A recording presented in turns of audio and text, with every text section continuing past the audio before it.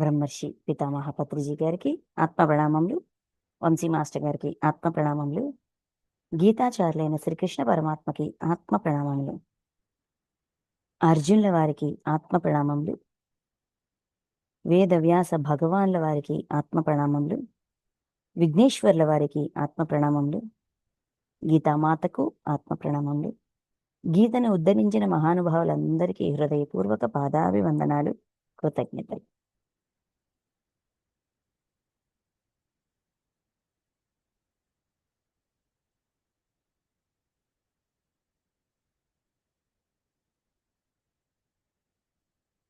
Okay masters, మనం శ్రీమద్ భగవద్గీతలోని 4వ అధ్యాయం జ్ఞాన కర్మ సన్యాస యోగం అనే ఈ అధ్యాయంలోని 23 శ్లోకాల వరకు చూసుకున్నాం. ఇప్పుడు ఈరోజు 24వ శ్లోకం నుంచి 42వ శ్లోకం వరకు చెప్పుకొని ఈ అధ్యాయాన్ని పూర్తి చేయబోతున్నాం. అయితే జ్ఞానానికి ఉన్న ప్రాముఖ్యత ఏంటి? ఇక్కడ మనకి అర్జునుడు ఒక క్వశ్చన్ అడుగుతారు కర్మయోగం స్టార్టింగ్లోన. జ్ఞానమే అంత ముఖ్యమైనది అయినప్పుడు నన్ను ఈ యుద్ధం చేయమని ఎందుకు ప్రేరేపిస్తున్నారు, ఎందుకు నన్ను ప్రోత్సహిస్తున్నారు, యుద్ధమునకు ఎందుకు నన్ను పురుగొల్పుతున్నారు అని అర్జునుడు ప్రశ్న వేస్తారు. దానికి కర్మ యొక్క ప్రాముఖ్యత కర్మయోగం చాప్టర్. అయితే జ్ఞానం అంటే ఏదో ముక్కు మూసుకొని తపస్సు చేస్తేనో, ఏ పని చేయకుండా అన్ని మానేసి కూర్చుంటేనో వచ్చేది జ్ఞానం కాదు. కర్మాచరణ ద్వారా మాత్రమే జ్ఞానాన్ని పొందగలము. కర్మాచరణ ద్వారా కర్మని ఆచరిస్తూ పొందే జ్ఞానము రాక్ సాలిడ్ లాగా ఉంటది, స్ట్రాంగ్ గా ఉంటది. అది అనుభవ జ్ఞానం అవుతాది కాబట్టే అది మనకి మన లోతుల్లోకి ఇంకిపోతుంది, మనదవుతుంది. ఏంటిది చూడండి, కష్టార్జితం అంటే విలువ ఎక్కువ. ఎందుకంటే ఏదైతే మనం కష్టపడి సంపాదించామో పొందామో దాని విలువ, మన కష్టం అంతా, మన శ్రమ, మన కష్టం, మన సమయం, మన తెలివి, వీటన్నిటినీ రా మెటీరియల్స్గా ముడి పదార్థాలుగా పెట్టగా వచ్చినది కాబట్టి దదంటే ఒక గౌరవం ఉంటుంది. అది ఎప్పటికీ మరిచిపోము, అది మనమైపోతాము. అందుకు జ్ఞాన కర్మ సన్యాస యోగం. జ్ఞానం పొందాలంటే కర్మాచరణ చేస్తేనే జ్ఞానం. కర్మాచరణ ద్వారా పొందేదే జ్ఞానం. అది ఎలా వస్తుంది?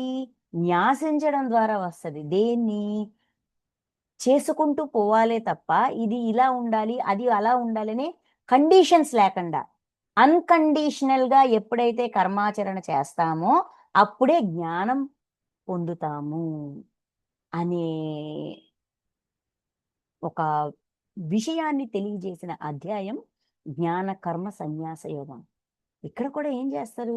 కర్మాచరణ యొక్క ప్రాముఖ్యత, కర్మాచరణలో వాడాల్సిన ఫార్ములాలు, టెక్నిక్, కర్మయందు అకర్మను, అకర్మయందు కర్మను ఆచరించిన వాడే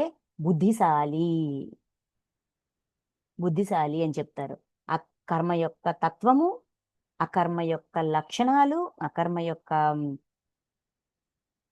తత్వము, కర్మ యొక్క తత్వము, అకర్మ యొక్క లక్షణాలు, వికర్మ యొక్క లక్షణాలు, ఇవన్నీ కూడా డీటెయిల్డ్గా తెలుసుకోవాలి. ఉన్నది ఉన్నట్టుగా తెలుసుకుంటేనే కర్మాచరణ అనేది ఈజీ అవుతుంది అని ఎక్స్ప్లెయిన్ చేశారు. అంటే ఏంటి? ఈ జ్ఞానకర్మ సన్యాస యోగంలో కూడా కర్మాచరణ యొక్క ప్రాముఖ్యత, దాని అసలు తత్వతః అసలు తత్వాన్ని మనకు అందిస్తారు. అకర్మ స్వరూపం, కర్మ యొక్క కర్మతత్వము, అకర్మ స్వరూపము, వికర్మ యొక్క లక్షణాలు, ఇవి తెలుసుకోవాలి అని చెప్పి మనకి ఆ కర్మతత్వాన్ని పూర్తిగా అంటే ఇంకొంచెం లోతుగా, ఇంకొంచెం డీప్గా ఇంకా అవగాహన అయ్యేటట్టు. మనకి ఏమంటాము, ప్రైమరీ స్కూల్ ఏం చెప్తారు? ఇది అని చెప్పేస్తారు. ఇది ఒక ఫార్ములా, లేదంటే 2 1 2 2 2 2 ఇది కలపడం, ఎడిషన్, సబ్ట్రాక్షన్ అని జస్ట్ బండగా నేర్పించేస్తారు. కానీ హయ్యర్ స్కూల్కి వెళ్ళేసరికి ఇది ఎలాగ చేస్తాము, 2 × 1 2 ఎలాగవుతుంది, ఎందుకు అవుతుంది అనేది వివరణ ఇస్తారు, ఎక్స్ప్లెయిన్ చేస్తారు. అంటే ఇంతవరకు దాన్ని నమ్మి నేర్చుకోవడం, దాన్ని బట్టి పట్టడము, ఇది ఇంతే అని తెలుసుకోవడము, దాన్ని లోపలికి ఇంకించమో చేశారు. ఇప్పుడు రీజనింగ్ స్టార్ట్ చేయండి.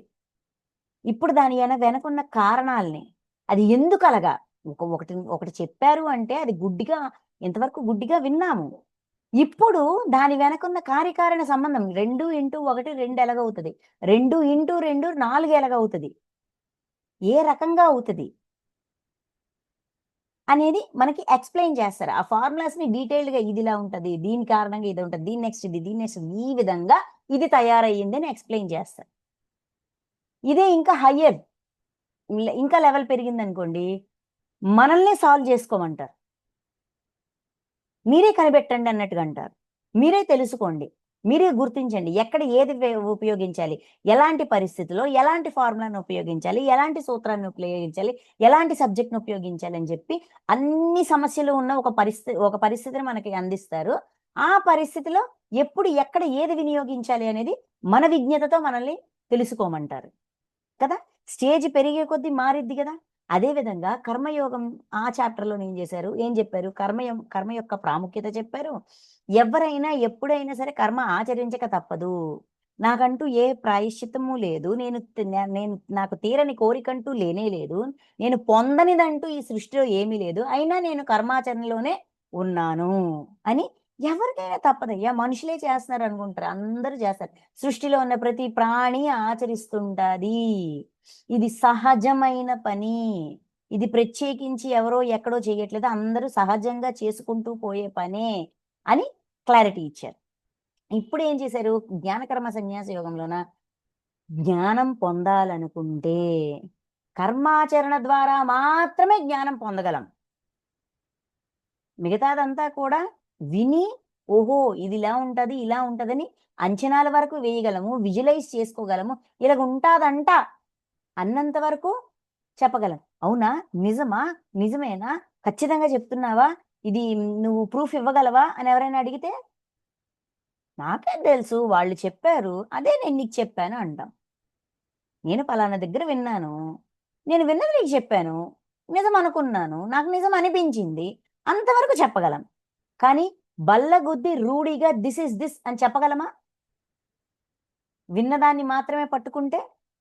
అందుకని ఆచరించాలి, కర్మాచరణ ద్వారా మాత్రమే జ్ఞాన సముపార్జన అనేది జరుగుతాది అని రూఢిగా చెప్పిన అధ్యాయమే జ్ఞాన కర్మ సన్యాస యోగం. ఇంతవరకు మనకి 23వ శ్లోకం వరకు మనకేం చెప్పారు, ఎప్పుడైతే ఉన్న పరిస్థితుల్ని అంగీకరిస్తూ 22, 23 ఈ 2 శ్లోకాల్లో ఉన్న పరిస్థితి పట్ల ఏంటిది, తాను కోరుకోకుండానే యాదృచ్ఛికంగా కలిగిన లాభముల పట్ల, సదుపాయాల పట్ల సంతుష్టుడై, అసూయ లేనివాడై, హర్షశోకాది ద్వంద్వాలకు అతీతంగా ఉన్నవాడు మెల్లగా సిద్ధి పట్ల అసిద్ధి పట్ల సమభావంతో ఉంటాడు. అట్టి కర్మయోగి కర్మాచరణలో ఉన్నా కూడా బంధముల్లో చిక్కుకోడు. అంటే ఉన్నదాన్ని ఉన్నట్టుగా యాక్సెప్ట్ చెయ్యడం అనేది ఎప్పుడైతే మనం అలవాటు చేసుకుంటామో, ప్రతి దాన్ని ఉన్నది ఉన్నట్టుగా అంగీకరిస్తూ ఉంటామో, హర్షము, శోకము, ఇలాగ ఇలాగ ఉండాలి, ఇలాగ ఉండకూడదు, ఇది బాగుంది, ఇలానే ఉండాలి అని ఏ కండిషన్స్ పెట్టకుండా ఉన్నది ఉన్నట్టుగా ఎప్పుడైతే మనం అంగీకరిస్తామో, మెల్లగా మనకి సిద్ధి పట్ల అసిద్ధి పట్ల సమదృష్టి ఏర్పడుతుంది. పొందినా పొందకపోయినా అన్నిటినీ యాక్సెప్ట్ చేస్తూ ఉంటాము, విభేదించము, వ్యతిరేకించం. ఇలాగ ఉండగా ఉండగా ఉండగా ఉండగా మనలోన ఆసక్తి, దేహాభిమానము, మమకారము ఇలాంటివి కూడా మెల్లమెల్లగా మాయమవుతాయి, తగ్గుతాయి. తగ్గగా మనకి పరమాత్మతో నిత్య సంయోగం, పరమాత్మనందే నిరంతరము మనసు లగ్నమునర్చువాడును. పరమాత్మ యందు నిత్యము మనస్సు లగ్నమవుతుంది. ఎందుకంటే విభేదనలు లేవు, రకరకాల ఆలోచనలు లేవు, ఇది ఇదంట, అది అదంట, ఇది కావాలంట, అది వద్దంట, అది తప్పంట, ఇది కరెక్ట్ అంట, ఆ బాధ ఈ బాధ ఏం లేవు.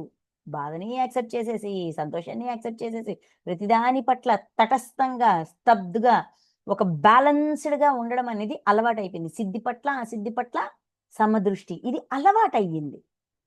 అంగీకరించగా ఇది అలవాటయింది. అలవాటవగా ఆసక్తిని దాటుతాము, దేహాభిమానాన్ని దాటుతాము, మమకారాన్ని దాటుతాము. ఇవన్నీ దాటేటప్పుడు ఏమవుతుంది? లోపల జీరో, ఆలోచనలు జీరో, బుద్ధి, మనసు అన్నీ బ్యాలెన్స్డ్‌గా ఉంటాయి. అప్పుడు పరమాత్మనిచ్చే సమాధానాలు మన మనస్సు కూడా క్యాచ్ చేయగలుగుతది. మనసులో కూడా దైవమే ఉంటది. దానివల్ల కేవలం యజ్ఞార్థమే కర్మల్ని ఆచరించువాడు. అప్పుడు ప్రతి ప్రశ్నకి సమాధానం, ప్రతి పరిస్థితి వెనకున్న కార్యకారణ సంబంధం తెలుస్తది కాబట్టే, ఇది నా ప్రాయశ్చిత్తం కోసం వచ్చిన పరిస్థితి. ఇది నా ప్రాయశ్చిత్తానికి పూర్తి చేయడానికి వచ్చిన సమస్య. ఈ కష్టం నాకొచ్చిందంటే ఇక్కడ నాకు మాస్టర్స్ ఇది చూపించారు అంటే, ఇందులో పశ్చాత్తాపం పెండింగ్ ఉందా? ప్రా పరివర్తన పెండింగ్ ఉందా? ప్రాయశ్చిత్తం పెండింగ్ ఉందా? అని తెలుసుకొని క్లారిటీలో ఉండడం వల్ల యజ్ఞార్థమే కర్మల్ని చేస్తాము. ఇది నా ప్రాయశ్చిత్తం అనే భావంతో సేవ చేస్తూ, మళ్ళీ దాని మీద ఎక్స్‌పెక్టేషన్స్ గట్రా పెట్టుకోకుండా లెక్క క్లియర్ చేయడం వరకే మనల్ని మనం పరిమితం చేసుకుంటాము. ఆ విధంగా చేయడం వల్ల కర్మలన్నీ పూర్తిగా విలీనములవుతాయి. అంటే మిగిలి ఉండవు. పాత లెక్కలన్నీ ఈ విధంగా క్లియర్ చేయడం కుదురుతుంది అని చెప్పారు. చెప్పారా?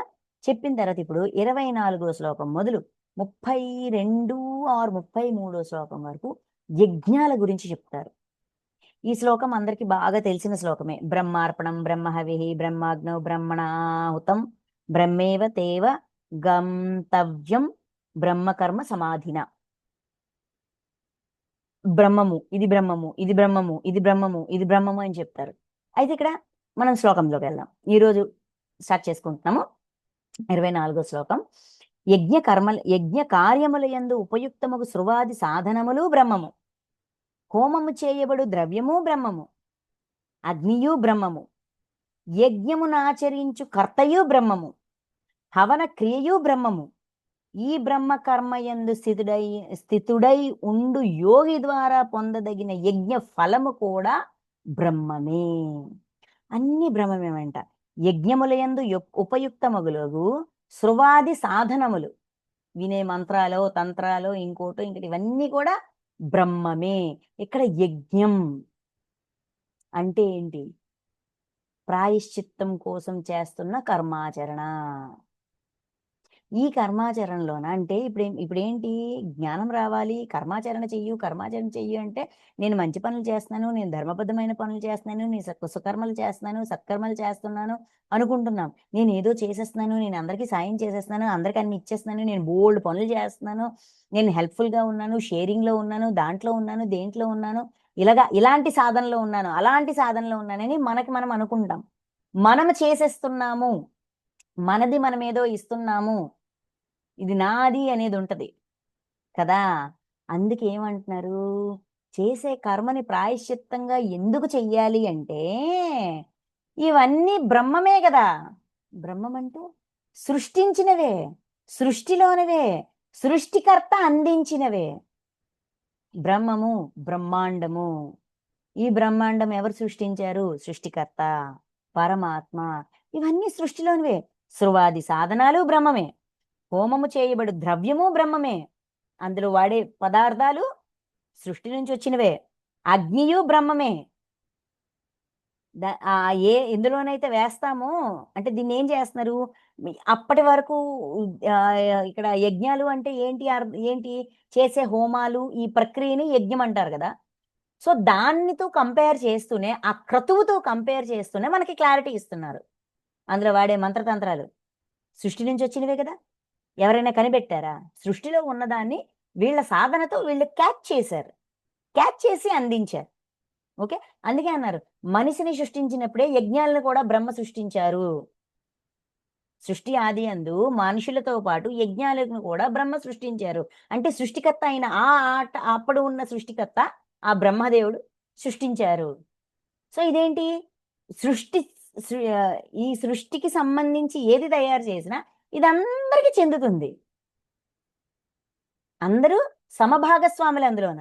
సో ఇది అందరిది. దాన్ని పట్టుకోవాలి, తెలుసుకోవాలని జిజ్ఞాస ఉన్నవాడు సాధన చేసి ప్రయత్నపూర్వకంగా దాన్ని అందుకున్నాడు. అందుకుని ఇక్కడ అందించారు. కానీ అది వాళ్ళదే కదా! అది సృష్టికి సంబంధించిందే గదా! నెగెటివ్ రైట్లు సృష్టివే గదా! బ్రహ్మందే గదా! బ్రహ్మాండందే గదా! నెక్స్ట్ హోమము చేయబడు ద్రవ్యము, హోమం కోసం వాడే ద్రవ్యాలు అంటే కట్టెలు ఇవన్నీ. అంటే ఏంటి, ఇప్పుడు మనం సాధన చేయడానికి, ఇప్పుడు నేను ఒక వర్క్ చేస్తున్నాను, ఈ వర్క్కి నాకు ఏమేమి హెల్ప్ అవుతున్నాయి, ఇక్కడ ఒక ల్యాప్టాప్ యూజ్ అవుతుంది, పుస్తకము, pen, pencil, current, light, net connection, data connection, దానికో పేమెంటు, ఇవన్నీ నా యజ్ఞంలో ద్రవ్యములు. ఈ ద్రవ్యములన్నీ ఎక్కడి నుంచి వచ్చాయి, సృష్టి ఇచ్చిందే కదా, సృష్టికర్త అయిన ఆ పరమాత్మ అందించిందే కదా. ఈ శరీరం ఇప్పుడు నేను నేను నేను అనుకుంటున్నా, మణిమాల మణిమాల అని పిలుచుకుంటున్నాను, ఈ శరీరం ఎవరు ఇచ్చారు, ఇది సృష్టిలో ఉందే పరమాత్మ ఇచ్చిన గిఫ్ట్ ఈ శరీరము. ఇంకా నీది నాది ఎక్కడుంది, ఇది అందరిది అనే ఈక్వాలిటీ, ఆ సమభావాన్ని మరలా మనలో స్థాపన చేయడానికే. అంటే ఎప్పుడైతే ఈ అవగాహన మన బుర్రలో ఉంటుందో, మనం ఖచ్చితంగా నా ప్రాయశ్చిత్తం కోసమే నేను ఇది చేస్తున్నానని ప్రతిదాన్ని సేవగా మార్చగలుగుతాము. హోమము చేయబడు ద్రవ్యము బ్రహ్మము, నెక్స్ట్ అగ్నియు బ్రహ్మము, నెక్స్ట్ యజ్ఞమును ఆచరించు కర్తయు బ్రహ్మము, చేయించేవాడు, ఆచరిస్తున్న కర్త కూడా బ్రహ్మమే. నెక్స్ట్ హవన క్రియయు బ్రహ్మము, ఆ ప్రాసెస్ లో చేసే ఆ క్రియ, ఆ యాక్టివిటీ, అదంతా కూడా బ్రహ్మమే, సృష్టిలో ఉందే, అది సృష్టిలో ఉందే. ఈ బ్రహ్మ కర్మ యందు స్థితుడై ఉండు యోగి ద్వారా పొందదగిన యజ్ఞ ఫలము కూడా బ్రహ్మమే. ఎవరైతే దీన్ని ఆచరిస్తున్నారో, సాధనలో ఉన్నాడో, యోగత్వాన్ని సిద్ధింపజేసుకోవడానికి, తాను యోగిగా మారడానికి తాను చేస్తున్న ఈ సాధనా ప్రక్రియ ద్వారా తాను పొందుతున్న కర్మఫలం కూడా, సాధనా ప్రక్రియ ద్వారా పొందిన కర్మఫలము కూడా బ్రహ్మాండంలో ఉంది, సృష్టిదే. అంతా సృష్టిదే అయినప్పుడు, అంతా భగవంతుడిదే అయినప్పుడు, సృష్టికర్తదే అయినప్పుడు, ఆయన ఇచ్చిందే అయినప్పుడు, ఆయన ఇచ్చిన వస్తువుల్ని మనం మన అవసరానికి తగ్గట్టుగా వాడుకుంటున్నప్పుడు, నాది అని అనుకోవడమే పెద్ద భ్రమ. బ్రహ్మాండంలో నేనొకడై ఉన్నాను, బ్రహ్మాండం నాకు సహాయపరుస్తుంది, సహాయం చేస్తుంది, తనలో ఉన్న ఆ సృష్టిలో ఉన్న ప్రతిదాన్ని నాకు అందిస్తుంది అనుకున్నప్పుడు, మనం ప్రతిదీ ప్రాయశ్చిత్తంగా, యజ్ఞార్థ కర్మగా, యజ్ఞంగా చేయగలుగుతాం, చేసే ఏ వర్క్ అయినా సరే. ఇలా అనుకోనప్పుడు, నేను నాది అనుకున్నప్పుడు స్వార్థం లేస్తుంది, రజగుణం లేస్తుంది, కొత్త కర్మలు చేస్తాము, మనమే మన కర్మబంధాల్లో బయటపడడానికి వచ్చిన మనము కొత్త బంధాల్లో ఇరుక్కుంటాం. 25 కొందరు యోగులు, ఇక్కడ 25, 26, 27, 28, 29, 30 ఈ 6 శ్లోకాల్లో, ఎస్, ఈ 6 శ్లోకాల్లో ఏం చెప్తారు, రకరకాల యజ్ఞాల గురించి చెప్తారు. దగ్గర దగ్గర ఒక 11 రకాలు, 10 రకాల యజ్ఞాల గురించి చెప్తారు. ఓకే, చూద్దాం. అంటే ఇక్కడ యజ్ఞము అంటే సాధనా మార్గం, పద్ధతి. సాధన చెయ్యాలంటే ఒక స్పిరిచువల్ పర్సన్, ఒక సాధకుడుకి సాధన చేయడానికి ఒక మార్గం కావాలి, ఒక పద్ధతి కావాలి, ఒక ప్రాసెస్ కావాలి. ఇలాగా వేదాల్లో చాలా ప్రాసెస్లు ఉన్నాయి, చాలా ఏమంటాము యజ్ఞాలు ఉన్నాయి, చాలా విధానాలు ఉన్నాయి. అయితే ఇక్కడ కొన్ని విధానాల్ని మనకి చెప్తున్నారు. చూడండి 25, కొందరు యోగులు దైవ రూప యజ్ఞమును చక్కగా అనుష్ఠింతురు, మరికొందరు యోగులు బ్రహ్మాగ్ని యందు అనగా పరబ్రహ్మ పరమాత్మ రూపాగ్ని యందు అభేద దర్శన రూప యజ్ఞము ద్వారా ఆత్మరూప యజ్ఞమును ఆచరింతురు. ఈ శ్లోకంలో 2 రకాలు చెప్పారు. ఫస్ట్ దైవ పూజ రూప యజ్ఞము, పూజ ద్వారా రూపాన్ని, ఒక రూపానికి కనెక్ట్ అయ్యి ఆ రూపంని, అంటే దైవానికి ఒక రూపం. ఇప్పుడు మహాదేవుడు అంటే మనకు ఒక రూపం ఏంటి, ఆ పూజ చేయాలంటే లింగాకారము, లేదంటే ఇలాగా ఏంటిది, పులి చర్మం కట్టుకొని, త్రిశూలం పట్టుకొని, జటాజోటాలు వేసుకొని, పాముల్ని హారాలుగా అలంకరించుకునే ఒక రూపం వెంటనే మనకి బుర్రలో తలుక్కుమంటది కదా. అలాగా దైవాన్ని వాళ్ళ యొక్క రూపానికి, ఆ రూపంతో కనెక్ట్ అయ్యి, అనుసంధానమయ్యి పూజ చేస్తూ, ఆ విధంగా దైవం మీద విశ్వాసం పెంచుకోవడానికి చేసుకునే ఒకానొక సాధన. దైవ పూజ రూప యజ్ఞం చక్కగా అనుష్ఠింతురు. పూజల్లో రూపాన్ని పట్టుకుని ఆరాధించేవారు, తద్వారా విశ్వాసాన్ని పెంచుకోవడం. ఇదొక రకం, ఇదొక పద్ధతి, ఇదొక యజ్ఞం. నెక్స్ట్ మరికొందరు యోగులు బ్రహ్మాగ్ని యందు అనగా పరబ్రహ్మ పరమాత్మ రూపాగ్ని యందు అభేద దర్శన రూప యజ్ఞము ద్వారా ఆత్మరూప యజ్ఞమును ఆచరింతురు. అభేద దర్శన రూప యజ్ఞము, దైవం రూపానికి అతీతంగా ఉంటుంది, అది ఆత్మస్వరూపము, పరమాత్మ. ఆయనకంటూ స్వరూపం ఉండదు. ఆయన చైతన్యంతో కనెక్ట్ అవ్వాలని ఆత్మరూప యజ్ఞము. నేను ఆత్మ పదార్థాన్ని, ఆయన స్వరూపుడు అనే అవగాహనతో ఆ చైతన్యంతో కనెక్ట్ అవ్వడానికి సాధన చేస్తూ ఆ విధంగా చేసే ప్రక్రియ. అదొక ప్రాసెస్. అదొక సాధన. అదొక యజ్ఞం. ఓకే. ఇదొక ప్రాసెస్. 2 ప్రాసెస్‌లొచ్చాయి. ఇప్పుడు 26 శ్లోకం. కొందరు యోగులు శ్రోత్రాది ఇంద్రియములను సంయమన రూపాగ్నులయందు హోమము చేయుదురు.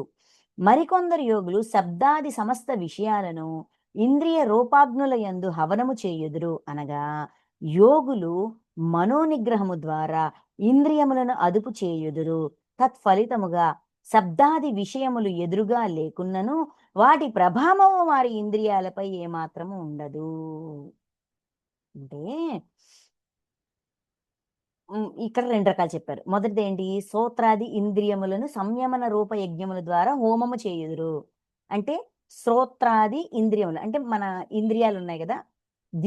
వినడం, కనడం, వాసన, రుచి, స్పర్శ, జ్ఞానం ఈ 5 పంచ జ్ఞానేంద్రియాలు. ఈ పంచ జ్ఞానేంద్రియాలను సంయమనం బ్యాలెన్స్ చేయడానికి ప్రయత్నం. ఏంటి? చుట్టూ ఎన్ని రకాల పరిస్థితులున్నా, ఏమున్నా కూడా ఇంద్రియాలు వాటి యొక్క సెన్సిటివిటీ, వాటి యొక్క పనులు వాటిని బ్యాలెన్స్‌లో ఉంచడం. అంటే అట్రాక్ట్ అవ్వకుండా, చేయకుండా అట్రాక్ట్ అయినా కూడా నాకు సంబంధం లేదన్నట్టుగా మెయిన్ ఏంటంటే ఇంద్రియాల దగ్గరే ఇన్‌పుట్‌ని బ్లాస్ట్ చేయడం. ఇంద్రియాల పనేంటి? ఇన్‌పుట్‌ని రిసీవ్ చేసుకోవడం. కళ్ళు చూస్తాయి, చెవులు వింటాయి, నోరు మాట్లాడుతాది, ముక్కు వాసన పీలుస్తాది, నోరు రుచి చూస్తాది, చర్మము స్పర్శ జ్ఞానం ద్వారా ఇన్పుట్ తీసుకుంటది. ఇది వేడి, ఇది చల్లన, ఇది బావుంది, ఇది బాలేదు. ఈ స్పర్శ జ్ఞానం ద్వారా ఇన్పుట్స్ తీసుకుంటాం. ఈ ప్రాసెస్ ఏంటి? శ్రోత్రాది ఇంద్రియములను సంయమ రూప యజ్ఞము యందు హోమము చేయుదురు. అంటే ఇన్పుట్స్‌ని ఇంద్రియాల దగ్గరే బ్లాస్ట్ చేసేయడం. ఇంకా రిజెక్ట్ చేసేయడం అన్నమాట. ఆపేయడం. ఇది ఒక ప్రాసెస్. ఓకే. మరికొందరు యోగులు శబ్దాది సమస్త విషయములను ఇంద్రియ రూపాగ్నుల యందు హవనము చేయుదురు. అనగా యోగులు మనోనిగ్రహము ద్వారా ఇంద్రియములను అదుపు చేయుదురు. ఇంద్రియాలు తీసుకునే ఇన్ఫర్మేషన్ ఎక్కడికెళ్తది? మనసు దగ్గరికెళ్తది. ఇంద్రియాల దగ్గర బ్రేక్ కొట్టడం నేర్చుకున్నాక, ఇంకా కొంచెం ఫిల్టర్ అయ్యి కొన్నిసార్లు తెలియకుండా మనసు వరకు వెళ్ళిపోతది చూసారా? అక్కడ కూడా బ్లాస్ట్ చేయడం అన్నమాట. మనసు దగ్గర నియంత్రణ పెట్టి, అక్కడ బ్రేక్ చేయడం. అక్కడ ఆ ఇన్‌పుట్‌ని బ్లాస్ట్ చేయడం. ఇది ఇదొక ప్రాసెస్. ఇదొక సాధన. మనోనిగ్రహం ద్వారా ఇంద్రియములను అదుపు చేయుదురు. తత్ఫలితంగా శబ్దాది విషయములు ఎదురుగా లేకున్నను వాటి ప్రభావం వారి ఇంద్రియాలపై ఏమాత్రం ఉండదు. అంటే ఎదురుగా ఏదైనా ఉంటే మనల్ని డిస్టర్బ్ చేసే విషయాలు బయట ఉంటే మనం రియాక్ట్ అయ్యే అవకాశం ఉంటది. విషయాలే లేనప్పుడు రియాక్షనే ఉండదు గదా! ఎందుకంటే దాన్ని బ్యాలెన్స్ చేయడం నేర్చుకుంటున్నాం గదా! సో, ఇలాగ మనసు దగ్గర కట్టడి చేయడం ఒక పద్ధతయితే, ఇంద్రియాల దగ్గరే కట్టడి చేయడం అనేది ఒక పద్ధతి. ఇదొక యజ్ఞం. ఇదొక సాధన. ఇక్కడ యజ్ఞం అంటే సాధన. దేనికి? కర్మాచరణ చెయ్యడానికి. నిష్కామ కర్మాచరణ చెయ్యడానికి సాధనా మార్గములు. అర్థమవుతుందా? అందుకు అంటే కర్మాచరణ లేనిదే విశ్వాసము రాదు, జ్ఞానము రాదు, విషయము బోధపడదు, సత్యము తెలీదు, అవగాహన ఉండదు, అనుభవము ఉండదు. అసలు ఏమీ ఉండదు. రుచి ఉండదు, పచి ఉండదు, ఏమీ ఉండదు. అందుకు. నెక్స్ట్ 27 మరికొందరు యోగులు ఇంద్రియముల క్రియలను, ప్రాణముల క్రియలను అన్నింటినీ జ్ఞానముచే ప్రకాశితమైన ఆత్మ సంయమ యోగ రూపాగ్నిలో హవనము చేయుచుందురు. అట్టివారు పూర్తిగా పరమాత్మ యందే స్థితులయ్యుందురు. అప్పుడు ప్రాణ ఇంద్రియముల స్వభావము వారిపై ఏ మాత్రము ఉండదు. ఏలనన వారి బుద్ధి యందు పరమాత్మ మాత్రమే నిలిచి ఉండును. ఇంకొందరేంటి ఇంకా ముందుకెళ్ళి ఈ సాధనలు దాటి ఇంకా ముందుకెళ్ళి ఏం చేస్తారంట? ఇంద్రియముల క్రియలను, ప్రాణముల క్రియలను అన్నింటినీ జ్ఞానముచే నా ఇంద్రియాలు ఎందుకు దీనికి అట్రాక్ట్ అవుతున్నాయి? నా ప్రాణములు అంటే నా చైతన్యం కూడా దీనికి ఎందుకు అట్రాక్ట్ అవుతుంది? ఎందుకు ఇది కోరుకుంటుంది? ఎందుకు ఇలా ఉంది? నాకు ఇలాంటి పరిస్థితి ఎందుకుంది? నేను ఇలా ఎందుకు అనుకుంటున్నాను? ఇలా ఉండాలనుకున్నా కూడా ఇలా ఎందుకు ఉంటున్నాను? అని ప్రతి దాన్ని కూడా జ్ఞానముచే, అవగాహనతో, జ్ఞానముచే ప్రకాశితమైన అంటే ఎలాగొచ్చిందంటే ఆ జ్ఞానం కూడా ఆత్మ సంయమ యోగ రూపాగ్నిలో హవనము చేయుచుందురు. ఆత్మ సంయమనముతో వచ్చిన జ్ఞానము. అంటే ఇక్కడున్న శరీరం, ఇక్కడున్న జీవుడు ఆత్మతో సంయమనం అయ్యాడు. ఆత్మతో కనెక్ట్ అయ్యాడు. కనెక్ట్ అయ్యి సత్యం తెలుసుకొని బ్యాలెన్స్‌లోకొచ్చాడు. ఆ సత్యమే జ్ఞానం. అది జ్ఞానం. ఎందుకు నాకిలాంటి ఎమోషన్స్ నా ఇంద్రియాలు నా మాట ఎందుకు వినట్లేదు? లేదంటే నా చైతన్యం ఎందుకు దీని వైపు ఇలాగా ఈ కోరిక వెనక పరిగెడుతుంది? ఇది కావాలనుకుంటుంది, అది కావాలనుకుంటుంది, ఇలా ఉండాలనుకుంటుంది, అలా ఉండాలనుకుంటుంది, ఏంటిది భౌతికాన్ని విడిచిపెట్టాలనుకుంటుంది, ఆధ్యాత్మికాన్ని పట్టుకోవాలనుకుంటుంది. దీనికెందుకు ఇంత జిజ్ఞాస ఉంది? ఈ ప్రశ్నలన్నిటికి ఎక్కడ సమాధానం దొరుకుతది? ఆత్మలో దొరుకుతది. సో, జీవుడు ఆత్మతో సంయమనం అవడం వల్ల పొందిన జ్ఞానం. సత్యం వల్లొచ్చిన జ్ఞానం వల్ల హవనము చేయుచుందురు. దానివల్ల ఆ హెల్ప్‌తో సత్యంతో, సత్యం యొక్క సహాయంతో దాని వెనకున్న కార్యకారణ సంబంధం తెలుసుకొని ఎక్కడిదక్కడ బ్లాస్ట్ చేస్తుంటాడు. క్లియర్ చేస్తుంటాడు. ఇది సాధ్యం. ఇలాగ చేసేవాడు. అట్టివారు పూర్తిగా పరమాత్మయందే స్థితులయ్యుందురు. ఎప్పుడైతే ప్రతి దానికి ఆత్మతోని కనెక్ట్ అయ్యి, లెక్కలు చూసుకొని, లెక్కలు సరిచేస్తూ ఉంటామో, పరమాత్మ ఇచ్చే ప్రతి సందేశాన్ని క్యాచ్ చేయగలుగుతాం. ఆత్మలో ఎంతవరకు ఉంటది? గత జన్మ డేటా మాత్రమే ఉంటది. మరి దాన్ని సరిచెయ్యాలంటే, ఆ దుర్గుణాన్ని సద్గుణంగా మార్చాలంటే, సలహాలు, సూచనలు ఎవరి దగ్గర తెచ్చుకోవాలి? సీనియర్ దగ్గర తెచ్చుకోవాలి. అందుకే పరమాత్మ దగ్గర ప్రశ్నకి సమాధానం ఇక్కడ తెచ్చుకుంటారు. పరిష్కారం ఆ సమస్యని ఆ కర్మని ఆ దుష్కర్మ కావచ్చు, సత్కర్మ కావచ్చు, సత్కర్మ పట్ల కృతజ్ఞతతో ఉండాలని గాని, దుష్కర్మ పట్ల ప్రాయశ్చిత్తంతో, పశ్చాత్తాపంతో, పరివర్తనతో ఉండాలని గాని ఎవరు నేర్పిస్తారు? పరమాత్మ నేర్పిస్తారు. ఇక్కడ ఇన్ఫర్మేషన్ తెచ్చుకోవడం, దీని పరిష్కారాన్ని అక్కడి నుంచి తెచ్చుకోవడం, ఇలాగ నిరంతర కనెక్టివిటీలో పరమాత్మ యందే స్థితులై ఉందురు. అప్పుడు ప్రాణ ఇంద్రియముల స్వభావము వారిపై ఏమాత్రం ఉండదు. ప్రాణేంద్రియముల స్వభావము. అంటే ప్రాణాలు, చైతన్యము, మన ప్రాణాలంటే ప్రాణమయ శరీరం. మన సూక్ష్మ శరీరం. అంటే మన చైతన్యం. ఇంద్రియాలు అంటే మన బాడీ, పంచకర్మేంద్రియాలు, జ్ఞానేంద్రియాలు ఇవన్నీన. ఈ 2 కూడా చుట్టూ పరిస్థితులు ఎలాగైనా ఉన్ని. దాన్ని ఎలా డీల్ చేయాలో నేర్చేసుకున్నాయి కాబట్టి అవి మనల్ని ఇబ్బంది పెట్టవు. ప్రభావం ఏమాత్రము ఉండదు. ఏలనన వారి బుద్ధి యందు పరమాత్మ మాత్రమే నిలిచి ఉండును. ఎందుకంటే వాడి బుద్ధిలో కూడా దైవాన్ని స్థాపన చేసేసాడు. ధర్మాన్ని స్థాపన చేసేసాడు. మనసులో ధర్మాన్ని స్థాపన చేసేసాడు. మాటాడితే ఆత్మతో కనెక్ట్ అవుతున్నాడు. లేదంటే పరమాత్మతో కనెక్ట్ అవుతున్నాడు. జ్ఞాన యజ్ఞంతో తనని తాను హవనము చేసుకుంటున్నారు. మనల్ని మనం సమిధగా మార్చుకొని మనల్ని మనం ఉద్ధరించుకుంటున్నాం. ఇది ఒక ప్రాసెస్ అయ్యా. ఇది 5దో ప్రాసెస్. 5దో రకం అని చెప్పింది. నెక్స్ట్ 28 ఇందులో ఇంకో 4 రకాలు చెప్తారు. మరి కొందరు ద్రవ్య సంబంధ యజ్ఞములను ద్రవ్యము, సామాన్లు, పదార్థాలతో దానాలు, ధర్మాలు ఇయన్నీ ద్రవ్యం కిందొస్తాయి. ద్రవ్య సంబంధ యజ్ఞము. అది కూడా ఒక సాధనే కదా!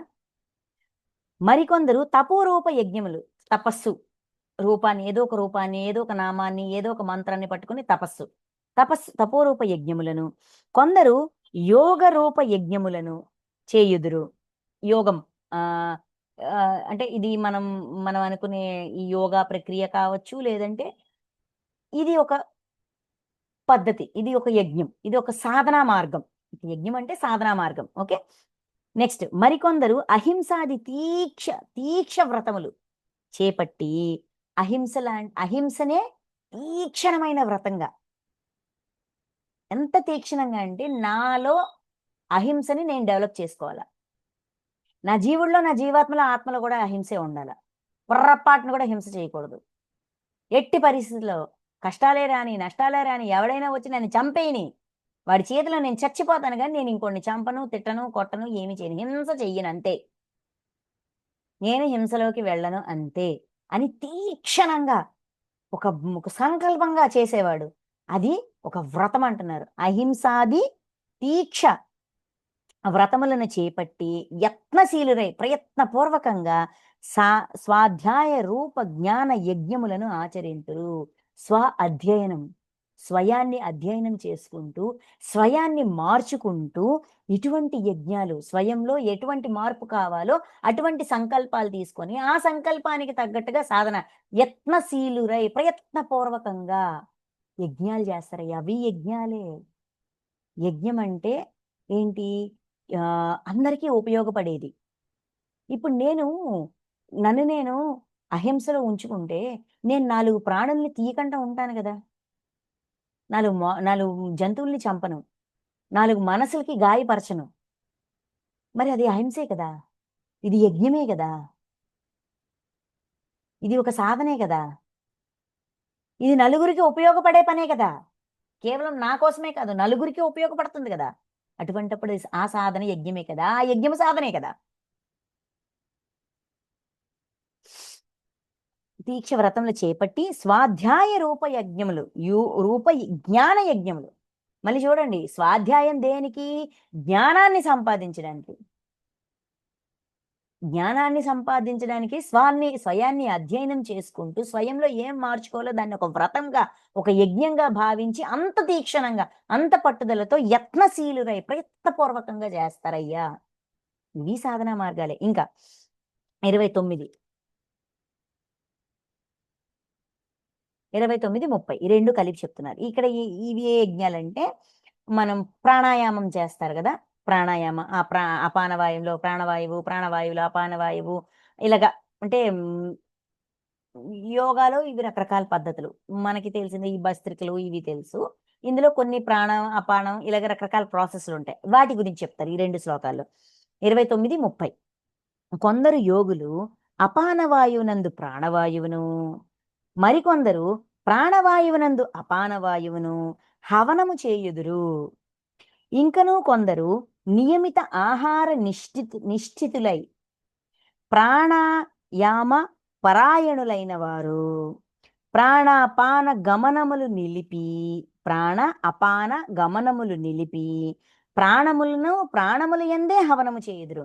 ప్రాణవాయువు యొక్క గమనము, అపాన వాయువు యొక్క గమనము రెండిటిని ఆపి, అంటే కింద నుంచి వెళ్ళేదాన్ని అపాయన వాయువు అంటారు. పైనుంచి వెళ్ళేదాన్ని ప్రాణవాయువు అంటారు. ఓకే. ఈ రెండిటిని ఇక్కడ చూడండి. ఆహ్, 3 రకాల యజ్ఞాలు. ఒకటి అపాన వాయువునందు ప్రాణవాయువును. ఇంకొకటి ప్రాణవాయువునందు అపాన వాయువును. ఇవి యోగాలో ప్రాణాయామాల్లో ఇవి కొన్ని ప్రాసెస్‌లనమాట. నాకైతే అంత క్లారిటీ లేదు. బట్ ఇవి యోగాలో ప్రాణాయామాల్లో రకరకాల ప్రాణాయామాలుంటాయి కదా! అందులో ఇవొక ప్రాసెస్. ఇంకొకటి, కొందరు ఇది కూడా దాటి ఈ ప్రాసెస్‌ని కూడా దాటి ఇంకా డీప్ ప్రాక్టీస్. ఏంటంట?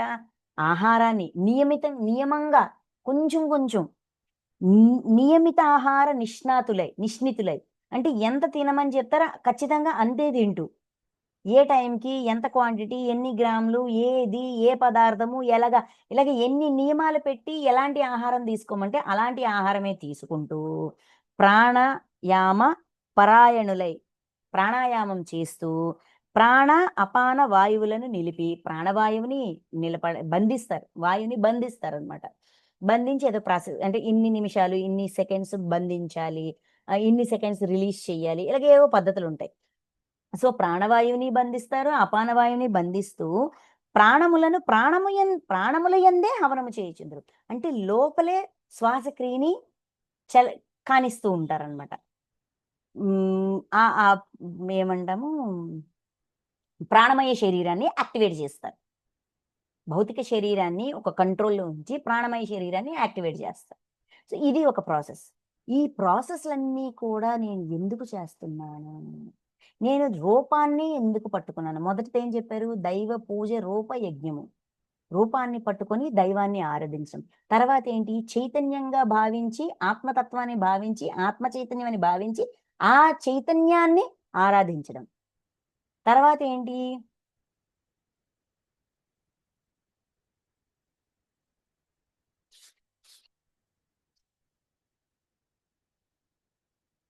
ఆ!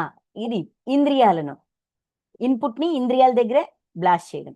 తర్వాత మనసు దగ్గర, మనసు ప్రాసెసింగ్ యూనిట్ కదా, అక్కడ దాన్ని బ్లాస్ట్ చేయడం, అక్కడ దాన్ని ఇన్పుట్ని అక్కడతో ఆపేయడం అనమాట, అక్కడే కంట్రోల్ చేసేయడం. ఆ తర్వాత జ్ఞానం యొక్క సహాయంతో ఆత్మ సంయమనం, ఆత్మలో ఉన్న డేటాను చూసుకొని దాన్ని సాధన చేస్తూ ఆ కారణంగా ఈ పరిస్థితులు వచ్చాయని తెలుసుకుని ఇంద్రియాలని, మనస్సును, అన్నింటినీ, బుద్ధిని కూడా జ్ఞానంగా మార్చేయడం, పరమాత్మకతో కనెక్టివిటీలో ఉండడం. ఇవన్నీ ఎందుకు చేస్తున్నాము?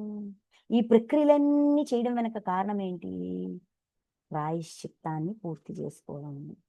ఈ రోజు ఒక గుడికి వెళ్ళి ఒక సేవ చేస్తున్నాము, ఒక అన్నదానం చేస్తున్నాము, పాముల్ని చంపకుండా పాముల్ని సంరక్షించే వాడికి డబ్బులు డొనేషన్ గా ఇచ్చి వాడిని ప్రోత్సహిస్తున్నామంటే ఊరికే చేస్తున్నామా?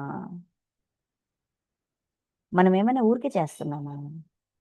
ఇంత ఫుడ్డే తీసుకోవాలి, ఫుడ్ కంట్రోల్ అయిపోతుంది. ఓకే, ఒక హెల్త్ ప్రాబ్లం వచ్చింది, మొత్తం ఫుడ్ తీసుకునే విధానం అంతా డాక్టర్ మార్చేయమంటాడు. డయాబెటిక్ వచ్చిందంటే రోజుకి 3 పూటలు తినేవాళ్ళు 2 గంటలకు ఒకసారి తినాలి, ఎందుకంటే మాత్రలు ఇస్తున్నాము, ఇన్సులిన్ ఇన్సులిన్ గంటకి రిలీజ్ అవుతుంది కాబట్టి గంటకి ఫుడ్ తినాలి. ఈ సిస్టమ్స్ అన్ని ఎందుకు మారిపోతున్నాయి? దీని వెనక కూడా కారణము గతంలో చేసిన హింస యొక్క ప్రాయశ్చిత్తమే అనే అవగాహనతో చెయ్యి. అప్పుడు ఆ యజ్ఞం కూడా జ్ఞాన యజ్ఞంగా మారిద్ది. చూడండి ఆఖరి సెంటెన్స్ అదే. యజ్ఞ విధులైన ఈ సాధకులందరూ, యజ్ఞ విధులైన ఈ సాధకులందరూ యజ్ఞముల ద్వారా పాపములను రూపుమాపుకుందురు. ఇన్ని ఎందుకు చేస్తున్నావయ్య అంటే పాప ప్రక్షాళన కోసమే చేస్తున్నాము. పాప ప్రక్షాళన అంటే పశ్చాత్తాపం, పరివర్తన, ప్రాయశ్చిత్తం. ఇన్ని రకాల సాధనలు కూడా 29, 20, 29, 30 ఈ శ్లోకంలో ఫైనల్ లైన్ అనమాట అదే. ఎక్స్క్యూజ్ మీ, 24వ శ్లోకం దగ్గర మొదలు పెట్టారు యజ్ఞాల గురించి, 30వ శ్లోకం దగ్గర దాన్ని ఎండ్ చేశారు. దేంతో ఎండ్ చేశారు? బాటం లైన్ ఏంటి? యజ్ఞ విధులైన ఈ సాధకులందరూ, ఈ సాధకులందరూ కూడా, యజ్ఞ విధులైన సాధకులందరూ యజ్ఞముల ద్వారా పాపములను రూపుమాపుకుందురు. పాప ప్రక్షాళన కోసమే ఇవన్నీ చేస్తున్నాము. మనం ఎవరినో ఉద్ధరించేస్తాను, నేను చాలా భక్తుడిని, నేను చాలా గొప్పవాడిని, నేను యోగాలో పర్ఫెక్ట్, నేను దాంట్లో పర్ఫెక్ట్, నేను దీంట్లో పర్ఫెక్ట్, నేను జ్ఞానిని, నేను పండితుడిని. ఎందుకయ్యా? గత జన్మ పాపాల్ని ప్రక్షాళన చేసుకోవడానికి, పాపాన్ని జ్ఞానంగా మార్చే ప్రక్రియలో నేను జ్ఞాని అయ్యాను, నా పాపం ప్రక్షాళన అయ్యింది అంటే ఇంకా స్ట్రాంగ్ గా చెప్తున్నారు. ప్రాయశ్చిత్తంగా ఎందుకు భావించాలి అంటే, నువ్వు పాపం చేసావు కాబట్టి ఆ పాపాన్ని ప్రక్షాళన చేసుకోవాలి కాబట్టి, అందుకే ఈ పరిస్థితులు నీకు ఇవ్వబడ్డాయి. అందుకే కర్మాచరణ అనేది ఎట్టి పరిస్థితిలో వదలకు. కర్మాచరణ వదిలేసావంటే మొత్తం అన్నీ వదిలేసినట్టే, మొత్తం వదిలేసినట్టే. లెర్నింగ్ పోయింది, జన్మ పోయింది, సమయం పోయింది, అన్ని వేస్ట్ అయిపోయినట్టే. అందుకయ్యే చేస్తున్నాము. అందుకే ఏ సాధన ఎక్కువ కాదు, ఏ సాధన తక్కువ కాదు. ఎవడికి తగ్గ సాధన వాడు తెచ్చుకున్నాడు, ఎవడికి తగ్గ ప్రయత్నం వాడు చేస్తున్నాడు, ఎవడికి తగ్గ డక్కా ముక్కీలు వాడు తింటున్నాడు, ఎవరికి తగ్గట్టుగా వాడు ప్రయత్నపూర్వకంగా ఎవడిని వాడు దైవంగా మార్చుకోవడానికి చేస్తుందే తప్ప ఎదుటివాడి కోసం గాని, నా కోసం అంటే ఇక్కడ దైవం కోసం గాని, మేము చెయ్యిస్తే మీరు చేయడమో లేకపోతే ఏం కాదయ్యా, మీకోసమే మీరు చేస్తున్నారు. ఆ చేసేదేదో ప్రాయశ్చిత్తం. సత్యం ఏంటి? మన ప్రాయశ్చిత్తం. ఈ సత్యాన్ని అంగీకరిస్తే ఆ కర్మ జ్ఞానంగా మార్చడం ఈజీ అవుతాది చెప్తూ 31 చూడండి. ఓ కురు సత్తమా అర్జున, యజ్ఞపూత శేషమైన అమృతమును అనుభవించు యోగులకు సనాతనుడును పరబ్రహ్మము అగు పరమాత్మ యొక్క లాభము కలుగును. ఎప్పుడైతే అది ప్రాయశ్చిత్తంగా భావిస్తామో అది మనకి అమృతం అవుతుంది. దాని నుంచి వేదన ఉండదు. మనం చేసే కర్మాచరణ, ఇంటి పనులు కావచ్చు, వంట పని కావచ్చు, ఆఫీస్ వర్క్ కావచ్చు, డబ్బు సంపాదించడం కావచ్చు, కాలేజీకి వెళ్ళి చదవడం కావచ్చు, నలుగురికి నేర్పించడం కావచ్చు, ధ్యానం నేర్పించడం కావచ్చు, క్లాసులు చెప్పడం కావచ్చు, ఏదైనా సరే నా ప్రాయశ్చిత్తం అనే భావంతో చూడండి. యజ్ఞపూత శేషమైన అమృతమును, దాని ద్వారా వచ్చే ఫలితాన్ని కూడా నా ప్రాయశ్చిత్తం చేయగా వచ్చింది కాబట్టి నేను ఈ ప్రాయశ్చిత్తం ఎందుకు చేయాల్సి వచ్చింది, అలాంటి తప్పు మళ్ళీ నేను చెయ్యకూడదనే భావనతో చేసేటప్పుడు మనము చాలా హ్యాపీగా ఫీల్ అవుతాం. అదే ప్రాయశ్చిత్తం అనుకోలేదు. నేనేదో సేవ చేస్తున్నాను, గొప్ప పని చేస్తున్నాను, విశ్వాన్ని ఉద్ధరిస్తున్నాననే భావనతో చేస్తే ప్రతిఫలాన్ని ఆశిస్తాము, అహంకారంలోకి వెళ్తాము, దాన్ని విషతుల్యంగా మార్చుకుంటాం.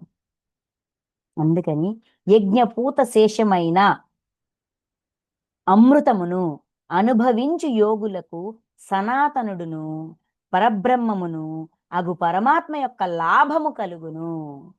ఎప్పుడైతే ప్రాయశ్చిత్తం అనుకునే భావనతో చేస్తుంటామో పరమాత్మతో కనెక్టివిటీ ఈజీ అవుతుంది. దైవం వెంటనే మార్గదర్శకం ఇవ్వడానికి రెడీగా ఉంటుంది. గురువులు, దైవము, అసెండెడ్ మాస్టర్స్ ఎవరైనా అనుకోండి, వాళ్ళందరూ నేను హెల్ప్ చేస్తాను, నీకు గైడ్ చేస్తాను అని వాళ్ళతో కనెక్టివిటీ పెంచుకోవడానికి అది మనకు దొరికే బంపర్ ఆఫర్, మంచి అవకాశం.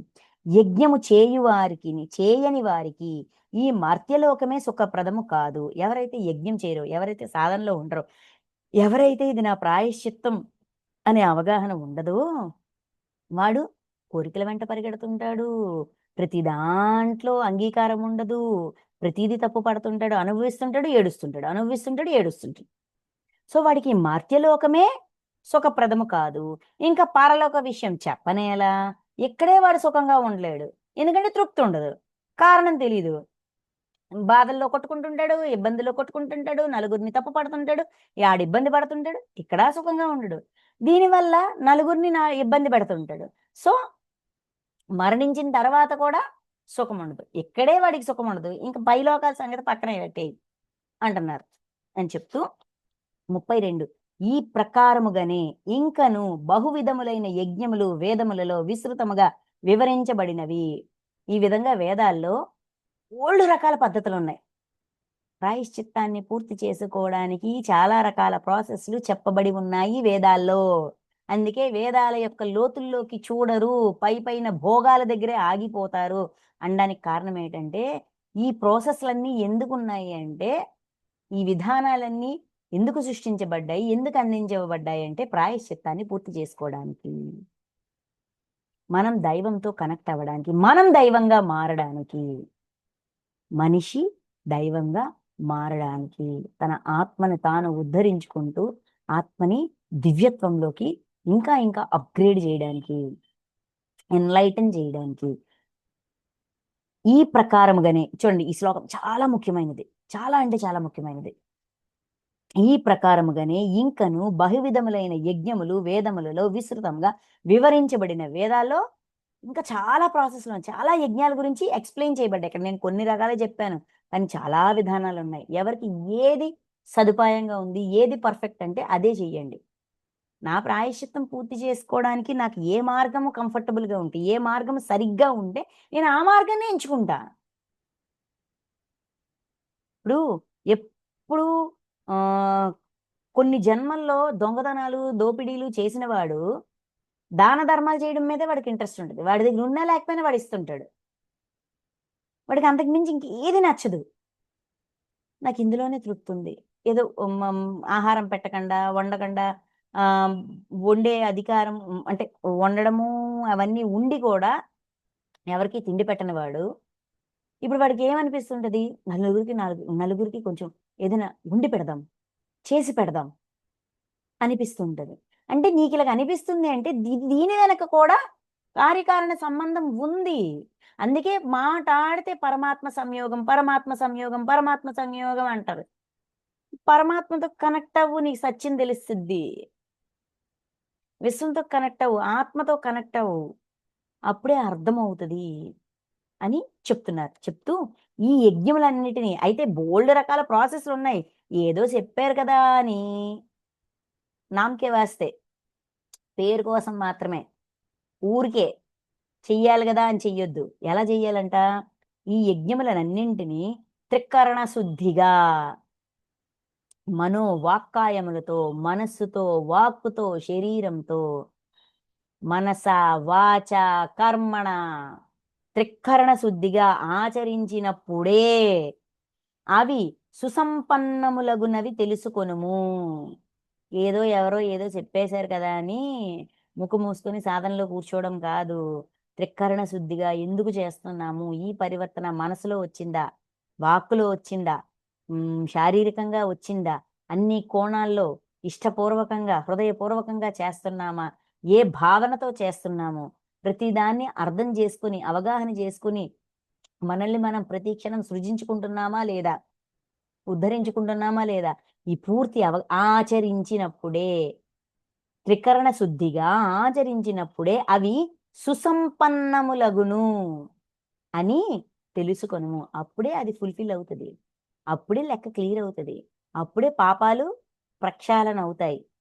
ఇట్లు ఈ కర్తవ్యమును సారీ ఈ కర్మతత్వమును, ఇదయ్యా కర్మ యొక్క తత్వము, కర్మాచరణ యొక్క తత్వము. కర్మాచరణ వెనక కారణాలు ఇవి. అందుకే నిష్కామ కర్మాచరణ, సమబుద్ధి రూప యోగ నిష్కామ కర్మాచరణ ఎందుకన్నామంటే ఇందుకు. ప్రాయశ్చిత్తం అనుకోకపోతే నిష్కామం చేయలేవు, నిష్కామం చెయ్యపోతే లెక్కలు క్లియర్ చేయలేవు, కర్మ బంధాల నుంచి విముక్తులం అవ్వలేము, కర్మలన్నీ విలీనం అవ్వవు. ఇట్లు ఈ కర్మ తత్వమును తెలుసుకొని అనుష్ఠించుట వలన నీవు ప్రాపంచిక బంధముల నుండి సర్వదా విముక్తుడవయ్యదవు. కర్మతత్వం ఏంటో తెలుసుకుని దానికి తగ్గట్టుగా కర్మాచరణ చేసినప్పుడు అనుష్ఠించుట వలన ప్రాపంచిక బంధముల నుండి అంటే కర్మబంధాల నుండి విముక్తుడవు అవ్వగలవు.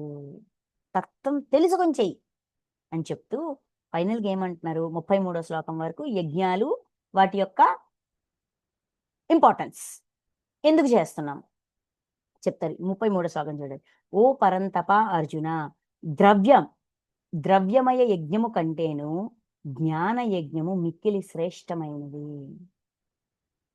ద్రవ్యమయ యజ్ఞము కంటేను జ్ఞాన యజ్ఞము, ఏం చేసినా కూడా జ్ఞాన సముపార్జన కోసమే అనే క్లారిటీతో చెయ్యు.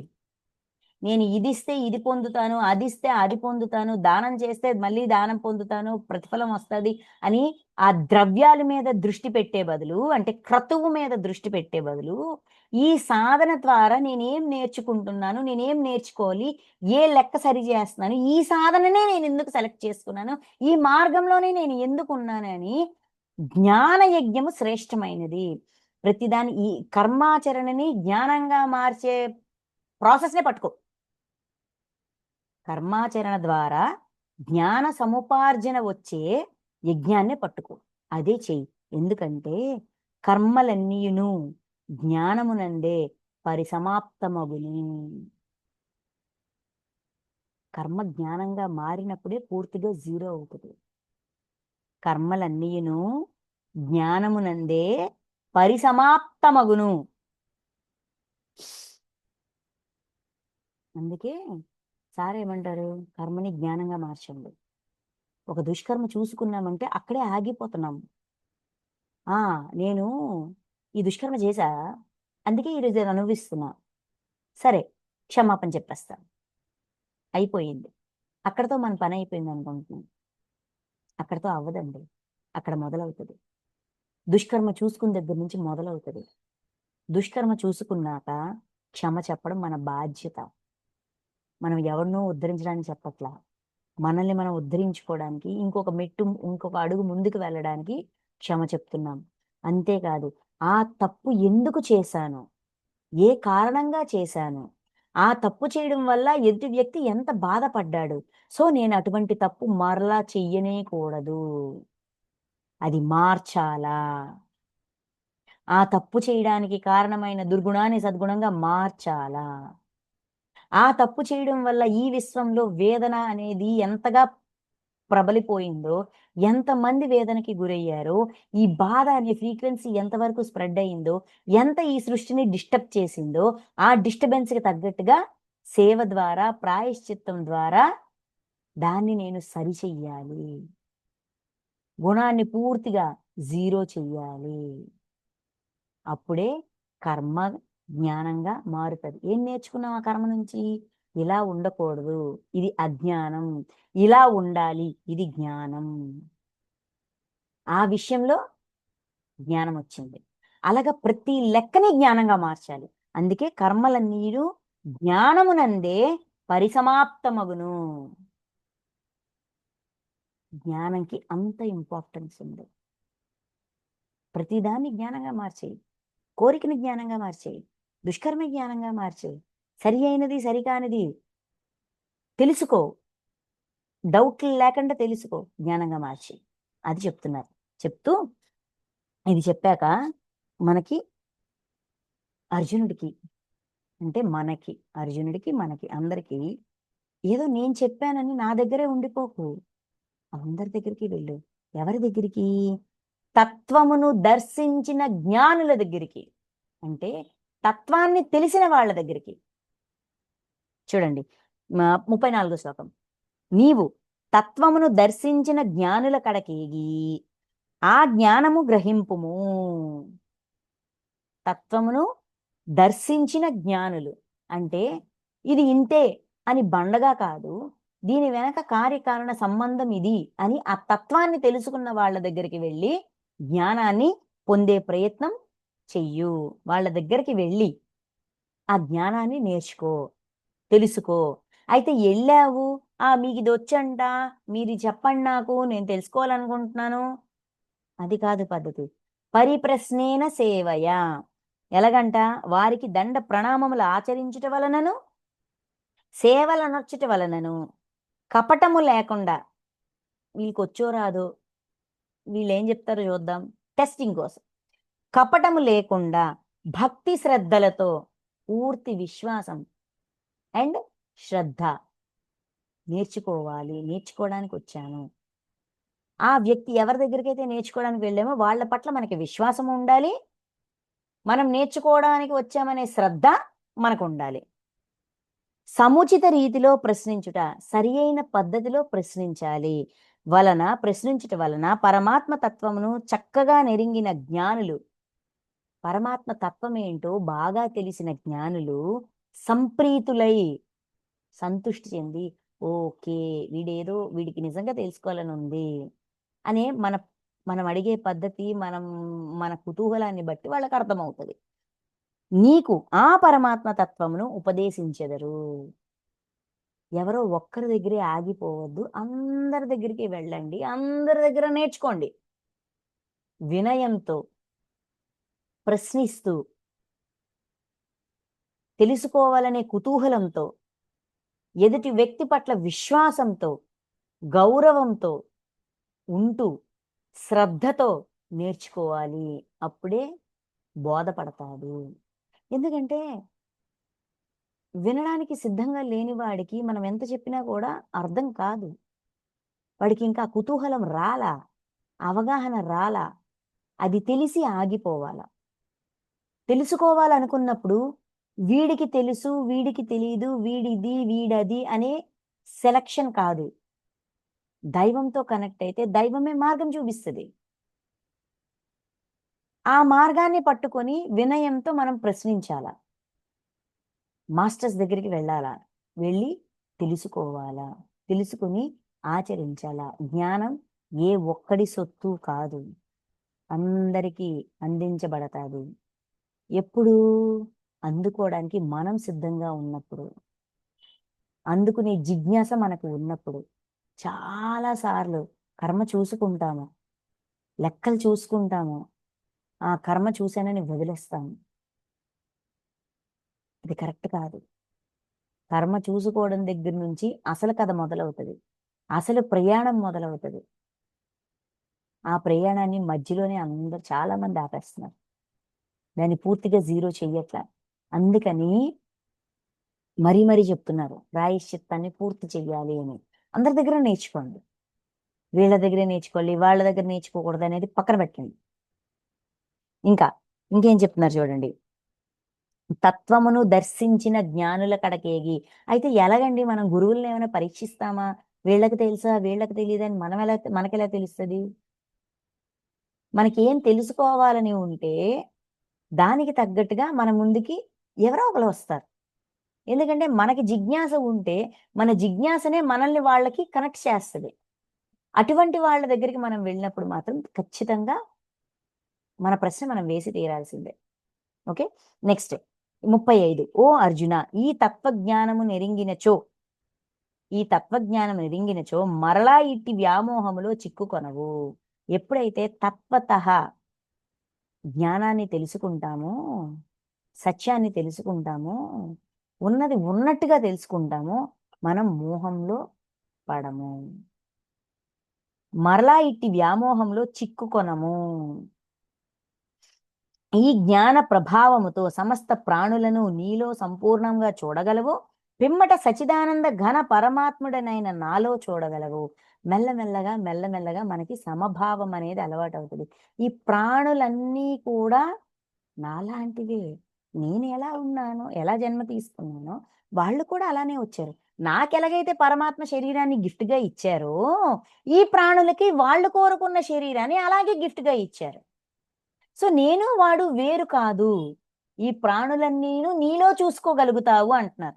అంటే అందరూ ఈ విధంగా పరమాత్మ యొక్క గిఫ్ట్‌గా జన్మని తెచ్చుకుని వచ్చిన వాళ్ళే.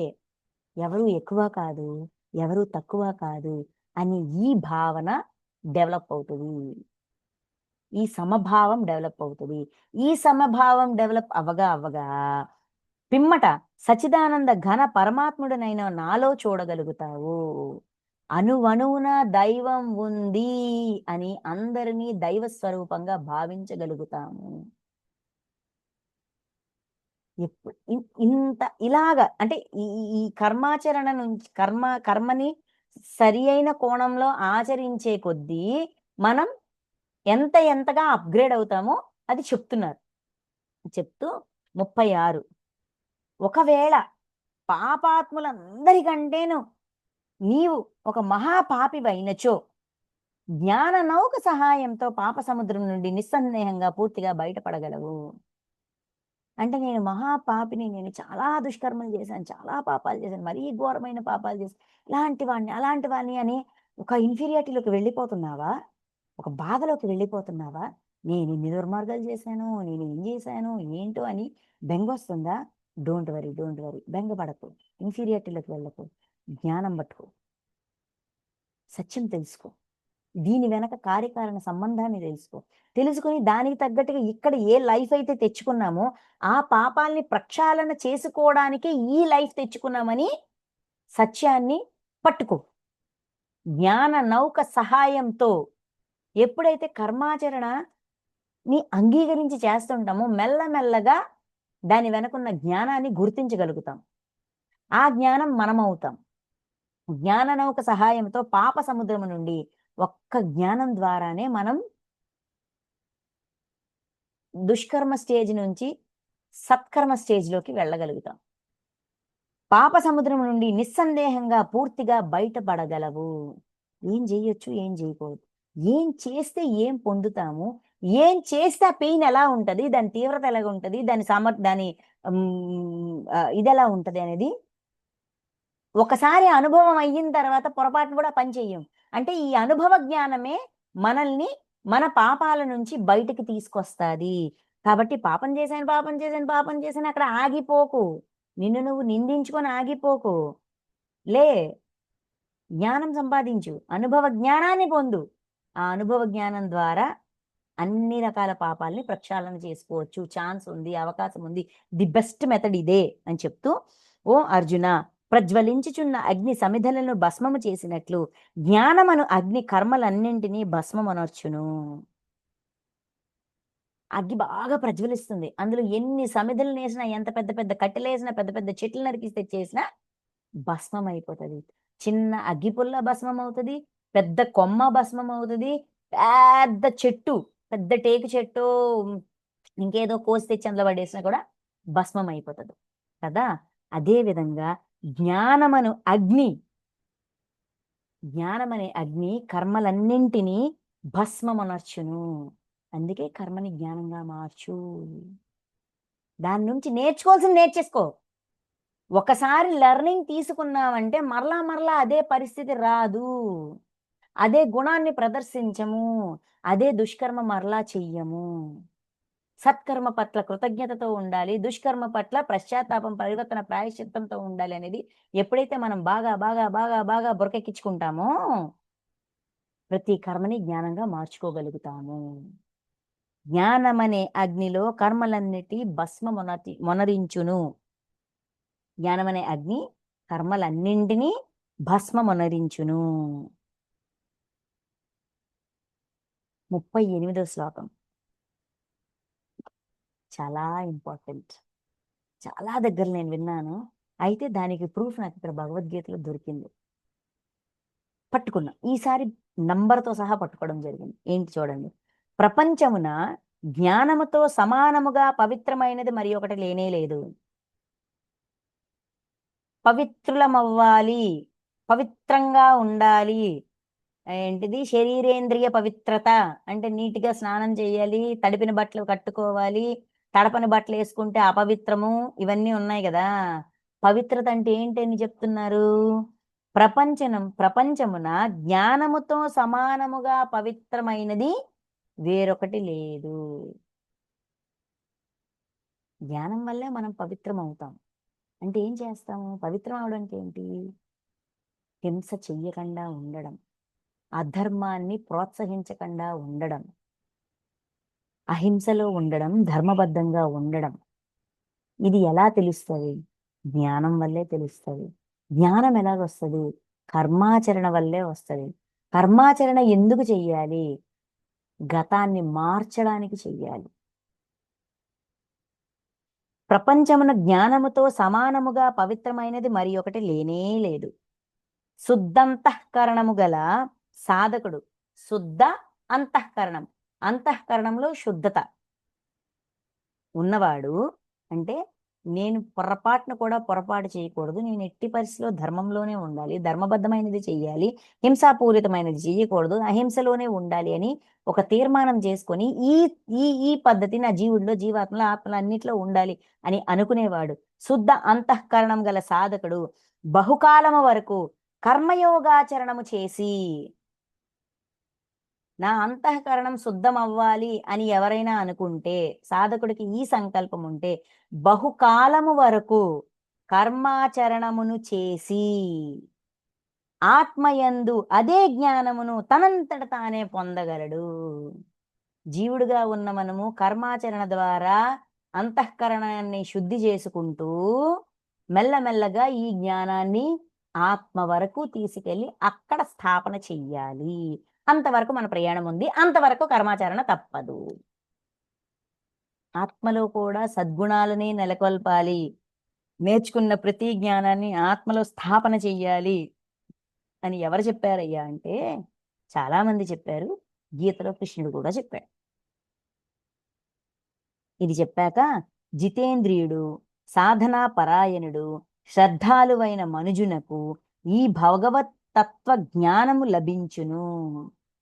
అంటే పరమాత్మ యొక్క తత్వము, దానిలో ఉన్న సత్యము, సత్యానికి సంబంధించిన ఈ జ్ఞానము ఎవరు పొందగలరయ్యా అంటే జితేంద్రియుడు, ఇంద్రియాల్ని జయించినవాడు. నెక్స్ట్ సాధనా పరాయణుడు, నిరంతర సాధన.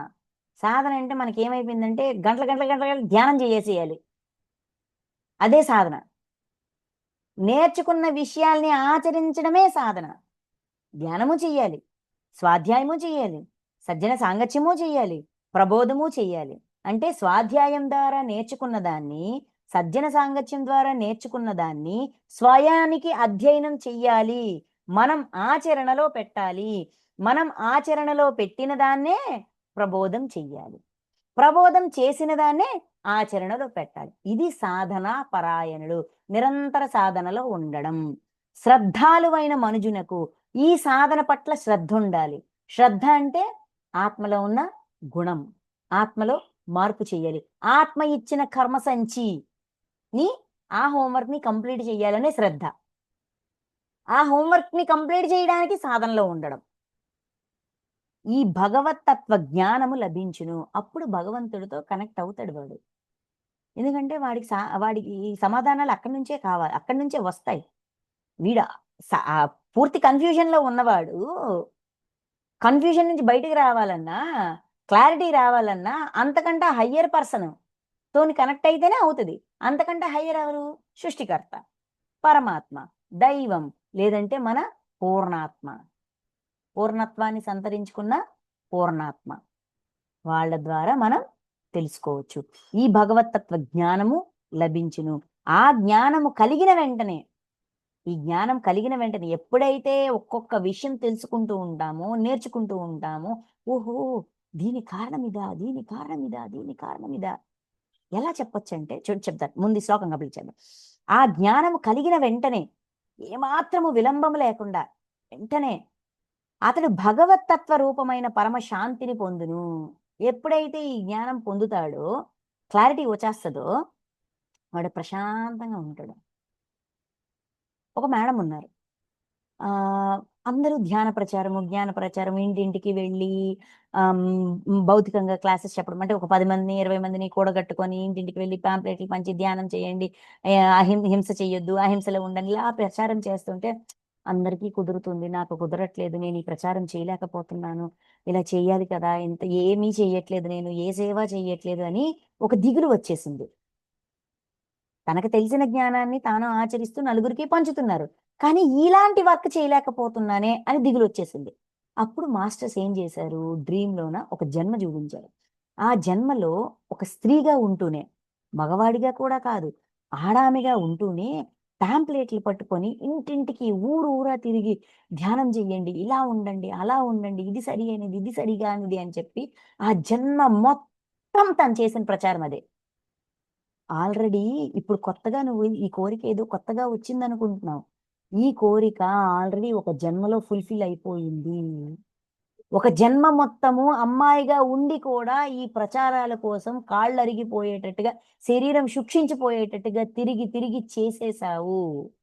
నెరవేరిన కోరిక, తీరిపోయిన ప్రాయశ్చిత్తాన్ని మళ్ళీ ఎందుకు చెయ్యాలనుకుంటున్నావు అని ఆ జన్మ చూపించి తనకి పరమశాంతి తక్షణమే, తత్క్షణమే చూడండి. జ్ఞానము కలిగిన వెంటనే, ఈ సత్యం తెలిసిన వెంటనే, ఏ మాత్రము విలంబం లేకుండా, కొంచెం కూడా లేట్ లేకుండా భగవతత్వ రూపమైన పరమశాంతిని పొందును. భగవంతుడు అందించిన ఈ క్లారిటీ వల్ల వెంటనే ప్రశాంతమైపోయింది. అలజడి, సంశయము, డౌటు, బాధ, వేదన, దిగులు పటాక్ మాయమైపోయాయి. అందుకు భగవతత్వం తెలుసుకున్నాక ప్రశాంతత వస్తుంది.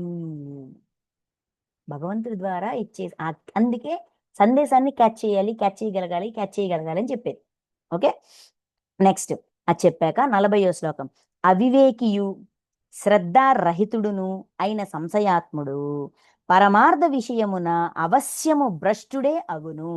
అట్టి సంశయాత్మకునకు ఈ లోకమునందు గాని పరలోకమునందు గాని ఎట్టి సుఖము ఉండదు. సంశయాత్మకుడు అంటే డౌట్స్, అన్ని రకాల డౌట్స్, అన్ని రకాల సంశయాలు, డౌట్లున్నాయి కానీ క్లియర్ చేసుకోవట్లా. ఎందుకు క్లియర్ చేసుకోవట్లేదు? వాడు అనుకున్నదే రైటు, వాడు చెప్పింది, వాడికి తెలిసిందే కరెక్టు, వాడే కష్టపడిపోతున్నాడు, వాడికే ఇబ్బందులు వచ్చేసాయి అని ఇలాగా కొన్ని ఫిక్స్డ్ ఒపీనియన్స్‌లో ఉండిపోతారు. చూడండి, అవివేకి, వివేకం లేదు. శ్రద్ధారహితుడు, దాని సమాధానం ఎక్కడి నుంచైనా తెచ్చుకోవాలనే శ్రద్ధ లేదు. నా నా నా పరిస్థితికి కారణమైన నా ఆత్మ దగ్గరికి వెళ్ళి లెక్క తెలుసుకోవాలనే అవగాహన లేదు, శ్రద్ధ లేదు. సంశయాత్ముడు, సంశయాలన్నీ అలానే ఉన్నాయి. పరమార్థ విషయమున, సత్యం పరమార్థం పరమాత్మకి తెలుసు, విషయమున అవశ్యము భ్రష్టుడే అగును, తెలుసుకోలేడు. అందుకని వేస్ట్ అయిపోతుంది, జన్మ వేస్ట్ అయిపోతుంది, సమయం వేస్ట్ అయిపోతుంది, అన్నీ వేస్ట్ అయిపోతాయి. ఎందుకంటే ప్రశ్న ఉంది కానీ సమాధానం వినలేకపోతున్నారు. ఎందుకు వినలేకపోతున్నాడు? కనెక్ట్ అవ్వట్లేదు. ఎవరిని అడగాలో వాళ్ళని అడిగి వాళ్ళిచ్చే సందేశాన్ని రిసీవ్ చేసుకోవడానికి మనల్ని మనం ప్రిపేర్‌గా ఉంచుకోవాలి. ప్రశ్న ఉంది, సమాధానం రిసీవ్ చేసుకునే శ్రద్ధ లేదు, ఇష్టము లేదు, ప్రాసెస్ చేయట్లా. ప్రశ్న దగ్గరే ప్రశ్నతోనే ఆగిపోతున్నారు. ఆ జంజాటంలోనే ఉండిపోతున్నారు కాబట్టే భ్రష్టుడవుతాడు. అట్టి సంశయాత్మలకు ఈ లోకమునందు గాని పరలోకమునందు గాని ఎట్టి సుఖము ఉండదు. ఆ సంశయాల్లోనే అలా ఉండిపోవడం వల్ల, ప్రశ్న ఉన్నా సమాధానాన్ని రిసీవ్ చేసుకోలేకపోవడం వల్ల ఆ సందిగ్ధంలోనే అలా ఉండిపోవడం వల్ల ఎక్కడా సుఖం ఉండదు. ఇప్పుడు నేనేమి తెలుసుకోను, ఏదో బతికేస్తాను అనుకుంటే సుఖం కోరుకుంటున్నావు కదా, ఆ సుఖం ఉండదు.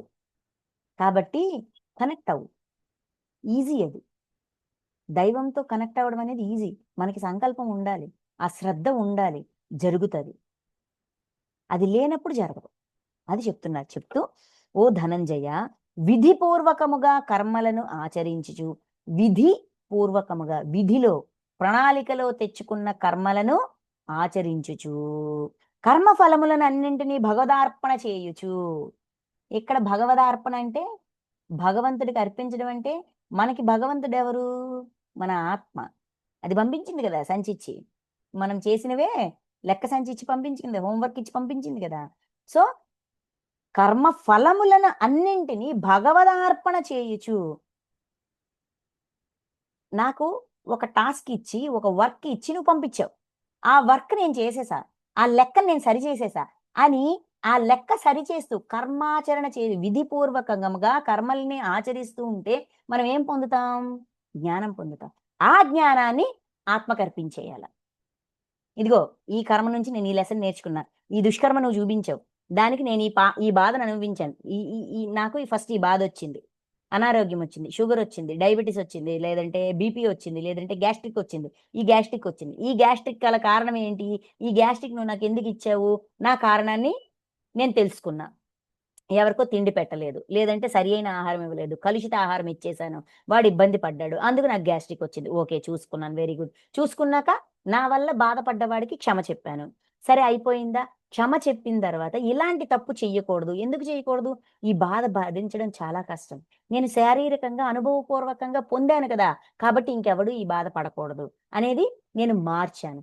మార్చిన తర్వాత ఇలాగా ఆహారంని కలుషితం చేయడం వల్ల నాకు ఈ ప్రాబ్లం వచ్చింది కాబట్టి నలుగురికి సరి అయిన ఆహారం ఇచ్చి వాళ్ళలో ఆ కడుపు నిండిన ఆ ఆనందాన్ని నేను నింపగలిగితే నాకు అది ప్రాయశ్చిత్తం అవుతుంది. సో ఈ పశ్చాత్తాపం, పరివర్తన, ప్రాయశ్చిత్తం ద్వారా నేను ఈ కర్మ ద్వారా నేను ఈ జ్ఞానాన్ని నేర్చుకున్నా. నువ్విచ్చిన కర్మ సంచి నేను జ్ఞానంగా మార్చేశానని చెప్పి ఆ ఫలితాన్ని, ఆ జ్ఞానాన్ని ఆత్మకి అర్పించేయాలి. వివేకము ద్వారా సంశయములన్నింటినీ తొలగించుకొని, వివేకము ద్వారా సంశయములన్నింటినీ తొలగించుకుని అంతఃకరణమును వశమునందుంచుకొనిన వానిని కర్మలు బంధింపజాలవు. వివేకం, విచక్షణ జ్ఞానాన్ని వాడాలి. ఎందుకు వచ్చిందంటే ఇక్కడెక్కడెక్కడెక్కడెక్కడ ఎతకొద్దు, అభౌతికంగా వెతకండి, వెతికి క్లియర్ చేసుకోండి. అంతఃకరణాన్ని ఎప్పుడైతే మన అంతరంగ లోతుల్లోకి వెళ్ళి చూస్తే మనకి ఈ కర్మలో నేను ఎందుకు బంధింపబడ్డాను అనేది నాకు తెలుస్తుంది. మళ్ళీ అందులోనే ఇరుక్కోకుండా నేను విడుదల పొందే ప్రయత్నం చేస్తాను అని చెప్తూ ఈ అధ్యాయం యొక్క ఆఖరి శ్లోకం, కావున భారత అర్జున, నీ హృదయమునందు గల అజ్ఞాన జనితమైన ఈ సంశయమును వివేక జ్ఞానమును ఖడ్గముతో రూపుమాపి సమత్వరూప కర్మయోగమునందు స్థితుడవై యుద్ధమునకు సన్నద్ధుడవు కమ్ము. అందుకే హృదయమునందు గల అజ్ఞాన జనితమైన ఈ సంశయమును, అజ్ఞానం వల్ల, తెలియనితనం వల్ల వచ్చిన సంశయాలను వివేక జ్ఞానం అనే ఖడ్గంతో, విచక్షణ జ్ఞానంతో సమస్యకి యొక్క వెనకున్న కారణాన్ని వెతుకు. ఈ సమస్య, ఈ అజ్ఞానం దేని వల్ల వచ్చింది, ఏ కోరిక వల్ల వచ్చిందా, దుష్కర్మ వల్ల వచ్చిందా, దేని వల్ల వచ్చిందో వెతుకు. ఆ ఖడ్గముతో రూపుమాపి సమత్వ రూప కర్మ యోగమునందు కర్మాచరణ చేస్తూ బుద్ధిలో సమత్వాన్ని పెంచుకుంటూ యుద్ధమునకు సన్నద్ధుడు కమ్ము. అజ్ఞానాన్ని రూపుమాపి సత్యాన్ని తెలుసుకుని అవగాహన పెంచుకుని ఈ పరిస్థితిలో నేను ఎందుకున్నాననే సరి అయిన కారణాన్ని తెలుసుకుని దాన్ని ఫుల్ఫిల్ చేయడానికి చేయాల్సిన యుద్ధాన్ని చెయ్యి. అంటే మనం ఏం చేస్తున్నా కూడా మన ఉద్దేశం, మన పరిగణలో ఉండాలి. మనం చేసే పని వెనక ఈ పని నేను ఎందుకు చేస్తున్నాను, ఈ కర్మాచరణ నా ముందుకు ఎందుకు వచ్చింది, ఈ పరిస్థితి నాకు ఎందుకు వచ్చింది అనేది నేను క్లారిటీలో ఉంటూ, నా క్లారిటీ నేను తెచ్చుకుని, నా డౌట్స్ నేను క్లారిఫై చేసుకొని, ఎలా వివేకముతో పైనుంచి ఆన్సర్ తెచ్చుకుని అసలు కారణాన్ని, ఆత్మలో ఉన్న కారణాన్ని తెలుసుకుని దాన్ని క్లియర్ చెయ్యాలి. ఇదయ్యా కర్మాచరణ యొక్క పద్ధతి, అంటే పరిస్థితిని డీల్ చేసే విధానం. అందుకు జ్ఞానం పొందాలి అంటే కర్మాచరణ ద్వారా మాత్రమే, అది కూడా నిష్కామ కర్మాచరణ ద్వారా మాత్రమే జ్ఞానం పొందడం అనేది సాధ్యపడుతుంది. ఇది జ్ఞాన కర్మ సన్యాస యోగం. Thank you masters, thank you so much.